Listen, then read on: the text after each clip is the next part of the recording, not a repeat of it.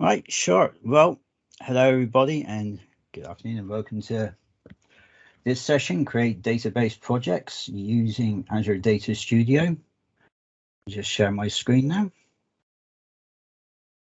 So this session is technically a 0 slide session because, well, I'm only using Power BI to do my bio and the agenda for this session. So very short version of my bio. My name is Kevin Chant. I'm a Englishman living in the Netherlands, and I work with the Microsoft Data Platform. And apparently my webcam is off. So, as you can see very clearly, agenda today, we're going to create a database project using Azure Data Studio. We're then going to make a Git repository for that database project, and then we're going to sync it with Azure DevOps. So, let me just turn off my screen for a moment because I need to just sort something out a minute. All right. I apologize about that. So, without further ado, let's go straight into Azure Data Studio to get it done. So, this is Azure Data Studio. I'm just going to connect up now to dedicated SQL pool. Now, to be able to create a database project, you actually have to have this extension installed, which is called SQL Database Projects. So once you have this extension installed, and by the way, if anyone thinks this resolution is too small, feel free to say in the chat and I will try my best to sort it out. So from here, all you have to do is right click your dedicated SQL pool and select create project from database. From here, we have to give it a sensible name. So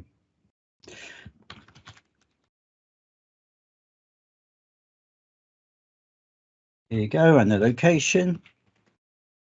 One thing I will show here and highlight is the fact that when you put in the location, it does actually create a subfolder, which is the name of the project. So you don't have to create the whole folder structure. Once that's done, click on create, and that will go off and create the database project for you.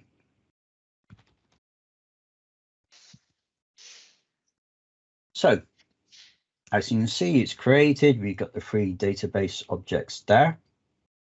So before we can look to deploy this to a dedicated SQL pool, one thing we do have to do by right-clicking and selecting Manage is change the target platform, because by default, it's for SQL Server 2019.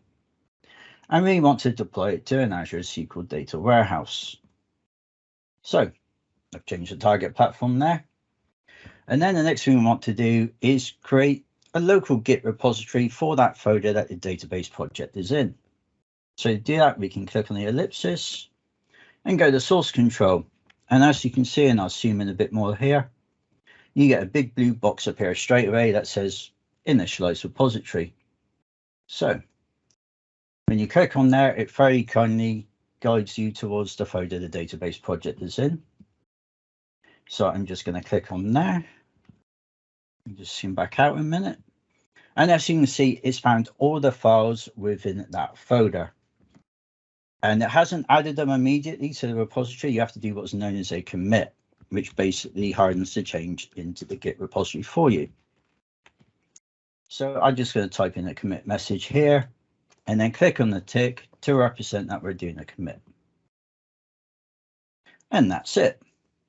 So now we've created a database project and we've also created a local Git repository. So moving on from there, we then have to go into Azure DevOps and actually create a new repository there to synchronize with it. So I need to create a new repository first. I'm going to call it data minutes again. I'm going to take off adding a README file here, just for the simplicity of this session. And then I'm going to click on create. And then I'm just going to copy the URL for the repository that exists in Azure DevOps for the next step. So next we have to link the local repository to the repository we've just created in Azure DevOps. To do that, I click on the ellipsis, scroll down to remote and click add remote. From there, I paste in that URL I just copied in Azure Repo Service within Azure DevOps. And then I have to give it a name. Now, most places tend to recommend that if you're doing this to use the name Origin, and you'll see a lot of documentation online for both the Azure Repo Service in Azure DevOps and GitHub recommending the use of it. In reality, you can call it whatever you want to though. So that link is now in place. It hasn't automatically put the files there though. To do that, there's a few different ways you can do it. One easy way to do it in Azure Data Studio is to select the pull push menu option and then go to push to from the ellipsis. And then it prompts you if you want to do it to the origin.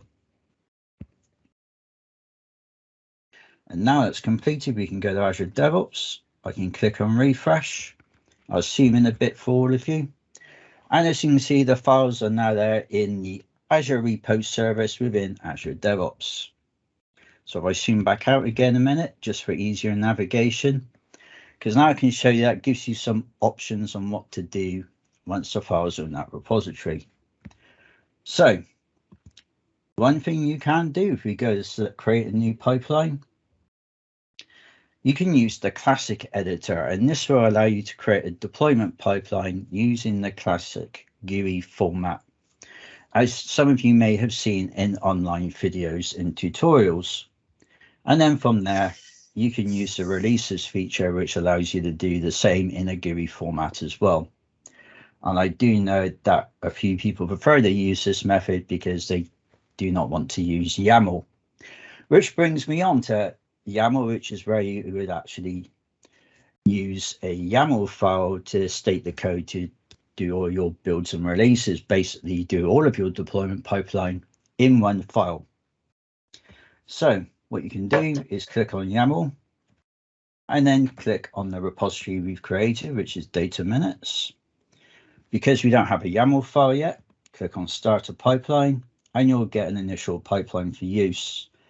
And then you can just remove the steps you don't want, click on Show the Assistant, and then click on all the steps you want to use in your pipeline. For example, if you want to create the DAT pack, you would use a build task. Visual Studio Build is a very common one for use. So you can click on there and click on the guides in this easy to use wizard, a bit like how you would do it in GitHub Actions as well. Another way you can do this as well, if I can just close the screen for a moment and I will just check I can bring it up. I have also created a GitHub repository to be able to do this as well. So I will just quickly share my screen again a moment and go back to it. So I've created a public repository that everyone can use. It's free to download, or you can just copy snippets from it, whatever you intend to do. Called Azure DevOps, Azure Synapse SQL Pool. And there contains a subfolder for Azure DevOps templates. And then there is a YAML file you can use as a template. And it's up to you what you want to do with this. And I can quickly show you how it looks. So here is a run I did of it earlier. And since my agent is running, I'll click run to see if it will run within the minute before it ends.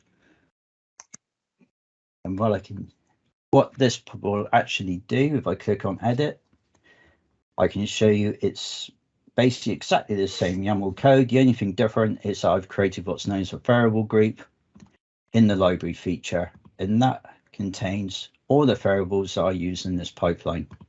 And you can do the same as well with that GitHub repository.